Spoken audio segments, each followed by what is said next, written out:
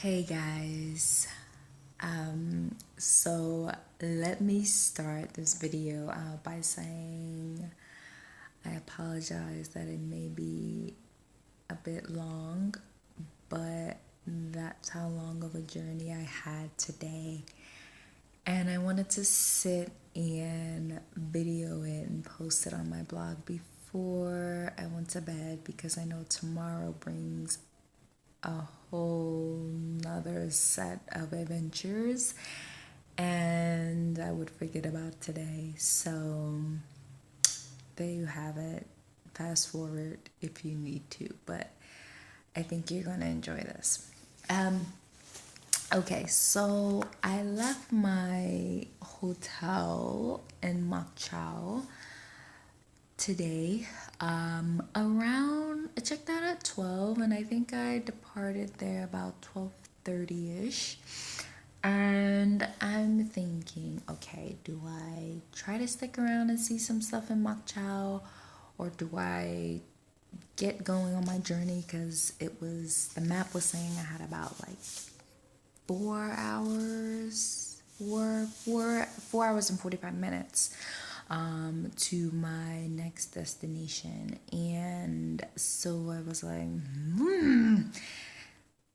I just wanted to get there before dark because driving in the dark here is an adventure on its own. So anyway, I'm going along, and I run into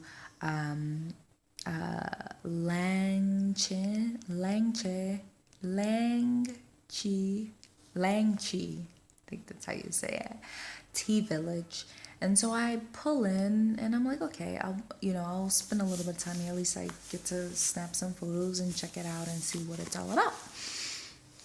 And so I get there, and of course, this is my first time. I don't know what to do or to expect. So I pull up, and these ladies just come like, oh, park car, park it. And I'm like, okay, am I not supposed to continue driving my motorbike into the village? So I didn't know, and there was no other bikes like before me or behind me. I saw some coming out, but like the people live there, so I was like, okay, maybe they're allowed to. And so I go, okay, wait, what? So they all started coming at me, and I have my helmet on, so you can't really tell like what am I. Should say what am I. And so I lift my visor up and I go, wait, what's going on? What do I need to do? Okay, hold on. Just give me a moment. When I tell you they were coming at me like raw, but they were sweet. It wasn't, they were sweet. But they were coming at me like left, right, up and down and all around. And I just was like, okay, just give me a moment to process what you're trying to tell me to do. So I park my bike, I get off my bike, I take my helmet off, and they're all like, like, okay, I don't know if that meant like, because I'm a sister, or if I'm a female, or whatever the case may be, but I was a celebrity for about a half hour at that place. And a part of it felt good because I had some people watching over me. Not some people. There were a couple of ladies kind of giving me some, side like clues or nubs like like, so it's like, okay. And all right, so back to what happened. So I got off my bike, and before actually I got off my bike, and before I could go sit down where they were inviting me like for tea and some yogurt, like this special thing, because Moc Chau is known for like dairy and tea. And so they let me see, what is it, she was sorry, I'm just being so candid, like scratching and everything on this video. It's not getting edited, so so anyway, before I can go sit down and have tea, we probably took about 500 photos. I kid you not. And I didn't whip out my camera before those 500 photos. They were like, ah, and it was, one of them was just being super extra, but they were taking photos, and like they kept going and going and going. I'm surprised someone's phone did not run out of space. And I just, like, I was laughing the whole time because I couldn't believe what was going on, and I could not process it all. It was like, can I just breathe? Just wait, just wait.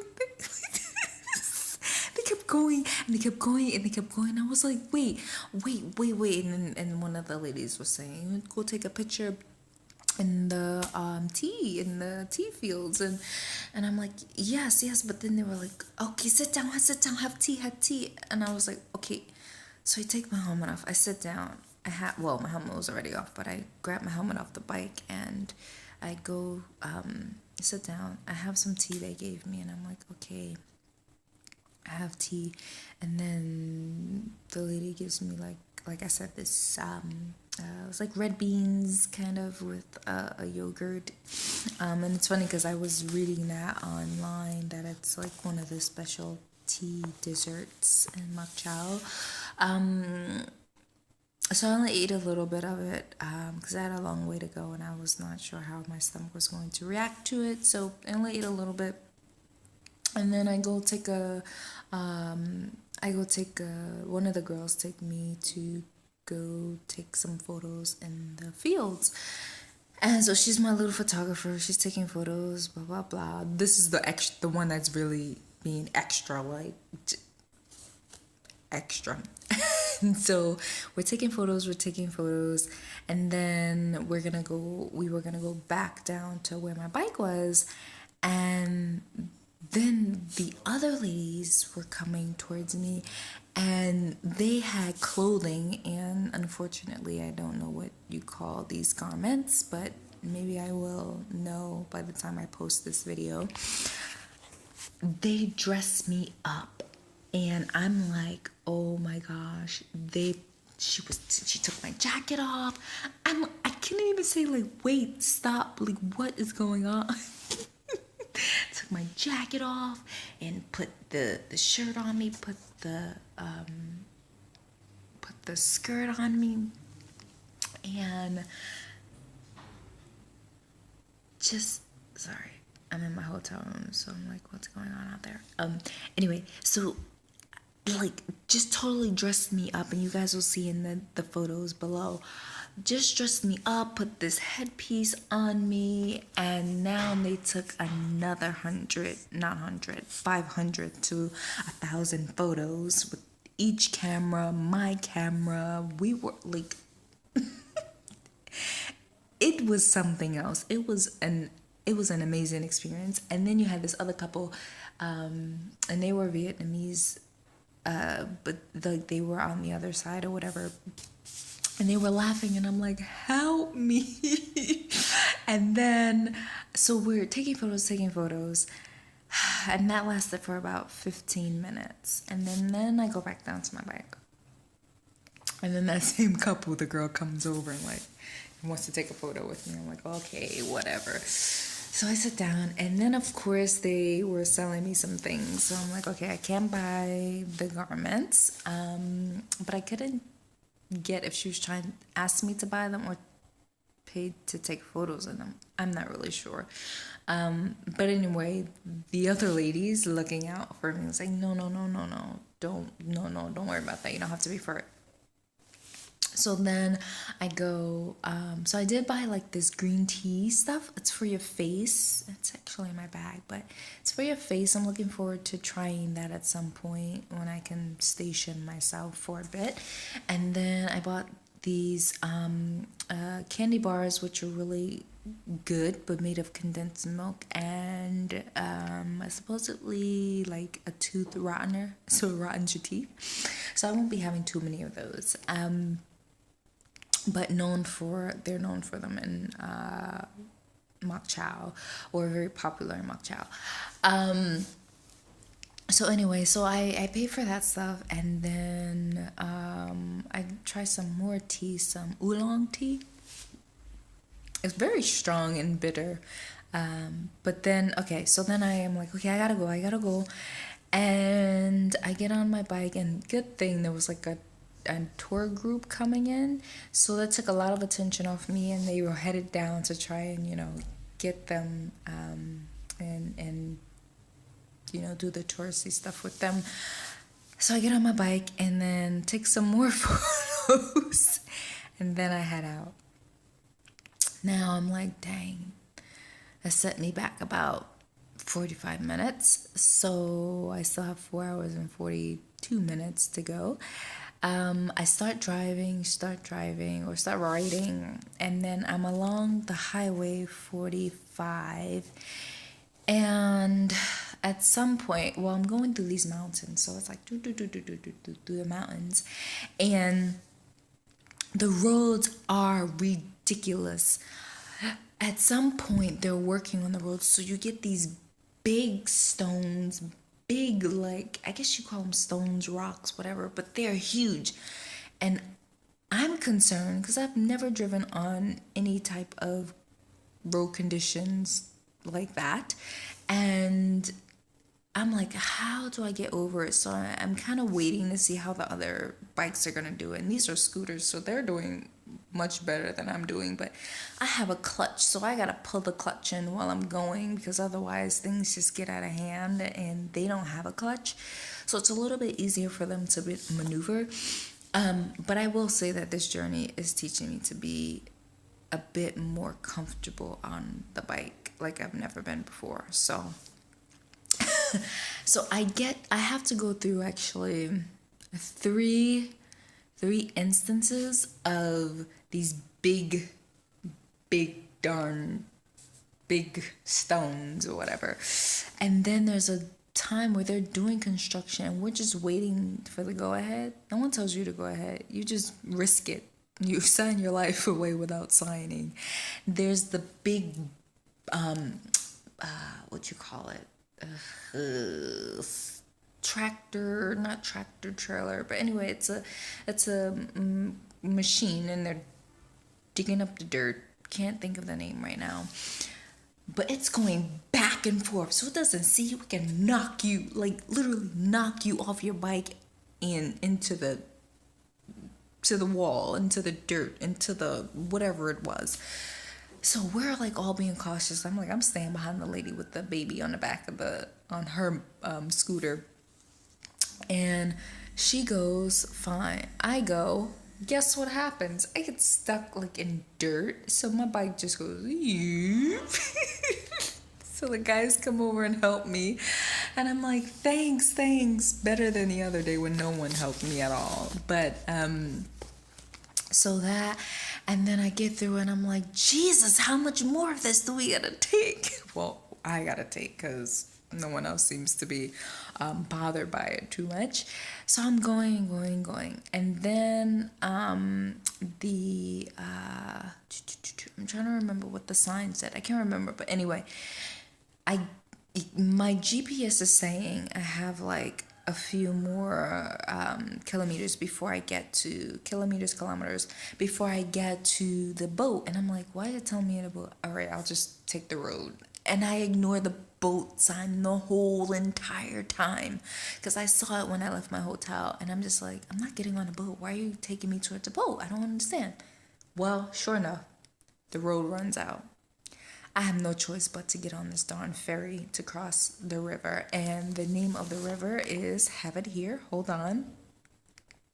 It's called Van Yen River. Van Yen River. And I guess the port is called Bin Pa Van Yen. Ha! Probably pronounced them totally wrong. But I get to the end of that, and I have no choice. And I'm glad it was only like 20,000 dong to cross over. So I get on it. What the heck have I gotten myself into? I don't even know if I'm crossing over into the right way, if I'm going to eventually end up on the right direction. I just know that I could not turn back because it was 56 kilometers back to Moc Chau, and I was not going back because I knew I had to face those horrific road conditions, and I didn't want to do that again. So across the river you go. I crossed the river. Lord, please let there be somewhere for me to sleep because it's getting dark. And so I get off and I'm trying to find a place. GPS says 2.5 hours to my destination. And I go. So I'm like, okay. In my head, I'm already thinking about how in the world am I going to get to a hotel or a homestay before dark time. Okay, well, if that doesn't happen, the weather is a bit warmer than yesterday, so that's good. Sleeping on my bike, I'll have to put the center stand on, and I'll just sleep on the bike. But dang, what if the dogs come try and eat me while I'm sleeping at night? What if I fall off the bike? What if the darn cows try to come and eat me? What? So I'm thinking about all this in my head. Samaya, just pull over and ask someone if you can stay at their home. Okay, I'm riding, trying to find one that looks welcoming, with a family. All these little children are saying hello to me while I'm riding. Nothing's clicking. It's not clicking. Nothing's looking good. I keep going. And then I eventually pull over to this man. I'm like, excuse me, sir, sleep. He goes, so he gets paper and he's like, you go up about 18 kilometers, and then you, when there's a fork in the road, you stick to your right. It's like, okay, thank you. I do that. But then I bear to the right where the fork is, and I'm not really seeing hotels at all. So I go for a little bit. I eventually stopped again and got off my bike and start talking to these people. And I guess the guy had a business. It was like a restaurant. They welcomed me in. I had to go to the bathroom. They let me use the bathroom. Sat down. Speak no English. And I pull out my Google Translate. Thank God for Google Translate. You're not the best, but I don't know what I would do without you. And I start talking to them. They tell me about 10 kilometers more. You go up to Phu Yen, and which is a city, and then Phu Yen and Son La, because there's a Phu Yen towards the south. But yeah, this is Phu Yen and Son La. And I go 10 up. So I end up sitting for probably 35 minutes there. And I was hungry, and I have my bag, and I have snacks in my bag. So I have bread, and I had fruit. And so I kind of whipped that out. So I've been riding for a very long time, probably about 2.5 hours. And so I sat, ate, and talked to them. And then got back on my bike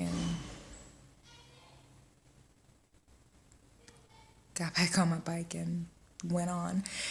She told me a hotel, so I looked for that as well. And it was about 15 minutes away. And so, that was that. I found a hotel. I checked into the hotel, and here I am right now.